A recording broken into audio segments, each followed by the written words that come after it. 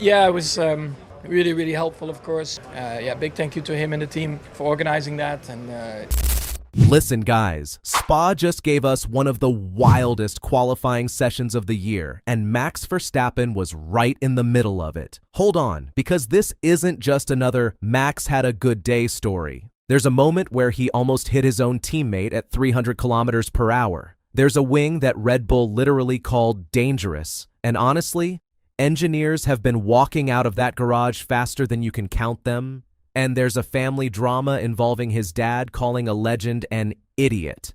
Let me show you something. By the end of this video, you'll understand exactly what's really going on behind the scenes at Red Bull right now. And trust me, some of this stuff is way messier than the headlines are letting on. Let's break it down. But before that, if you want more updates and news on Max, then hit that like button and subscribe for more breakdowns. So here's what actually happened in Q3.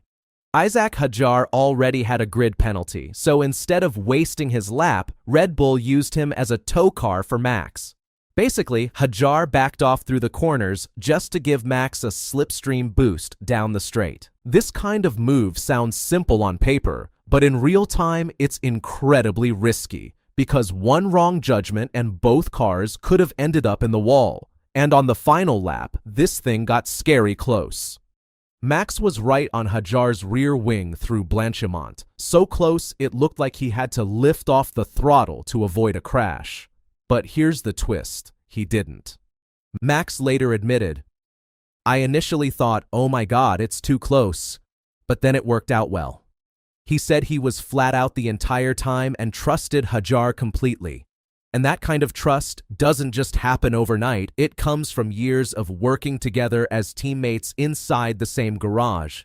And that trust paid off big, because without that tow, Max believes he would have started around 6th. Instead, he locked in the front row. That's the power of teamwork in Formula One, and honestly, it's one of the cleanest examples we've seen all season of a sacrifice lap actually working perfectly.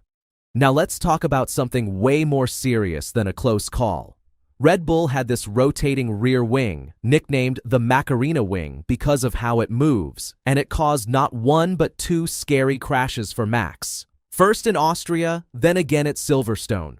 Both incidents happened in a matter of weeks, which honestly should have been a massive red flag for the entire engineering department way earlier than it was.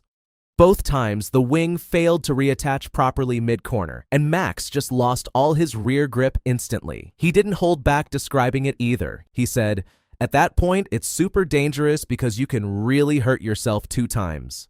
Think about that for a second. Red Bull's own team principal admitted the car gave Max no chance to survive that spin. That's not the kind of quote you expect to hear from a team boss, and it shows just how serious this situation actually got behind closed doors. So heading into Spa, one of the fastest and most dangerous tracks on the calendar, Red Bull made the call to completely drop the wing. Max even called it the wisest decision they could have made. And that's a big deal, because it shows just how much performance they were willing to sacrifice just to keep their driver safe. Here's the angle nobody's really talking about. All season, Red Bull has been quietly fighting a pace deficit against the top teams, sometimes losing 4 to 6 tenths a lap in certain sectors. That's not a small gap in F1. That's the difference between fighting for a win and fighting just to stay in the top 5.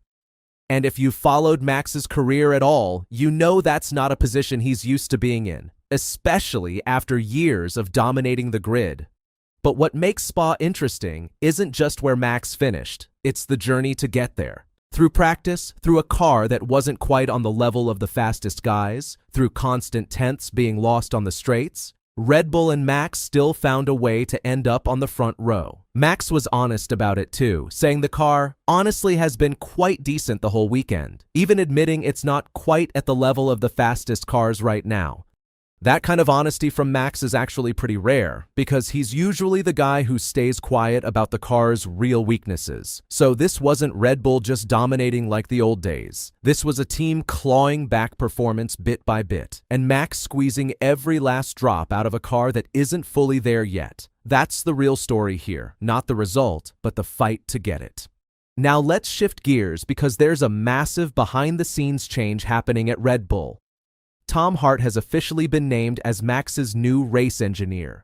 And this comes at a wild time because Red Bull has been bleeding staff lately. Engineers, strategists, even senior leadership have been walking out the door one after another. It's honestly starting to feel like every few weeks there's a new name added to the list of people leaving that team. Hart was actually set to leave for Williams, but Red Bull pulled off a last-minute deal to keep him in-house and put him right beside Max instead. This matters because Gianpiero Lambiase, Max's engineer since 2016, is slowly transitioning out as he prepares to join McLaren down the line. So Hart stepping in isn't just a random swap, it's Red Bull trying to protect the one relationship that's been the backbone of Max's entire championship run. And honestly, in a sport this fast-paced, that kind of trust between a driver and his engineer can genuinely make or break an entire season. And finally, the drama. Martin Brundle recently said his gut feeling is that Max stays at Red Bull next season, though he didn't rule out a sabbatical either. But just weeks earlier, Brundle made a comment suggesting Team Verstappen basically pushed out half of Red Bull's management. And once that comment started circulating online, it didn't take long for it to reach the one person who was never going to let it slide quietly. And that did not sit well with Max's dad, Jos. Jos fired back online, calling Brundle another idiot who thinks he knows what it's like. This isn't even the first time Jos has clashed with a pundit either, so clearly patience is running thin in the Verstappen camp. And if you ask me, this kind of tension behind the scenes tells you just as much about the pressure Max is under as any race result does. So to wrap it up, guys, we saw Max survive one scary close call in qualifying, watched Red Bull ditch a wing they literally called dangerous, and got a front row seat to a team fighting its way back to the top while going through a full engineering shakeup behind the scenes. My honest opinion? Red Bull isn't falling apart. They're rebuilding in real time, and Max might be the only thing holding it all together right now. But here's what I want you to think about. If this staff exodus keeps going, will Max even want to stick around long enough to see it rebuilt? Drop your thoughts below.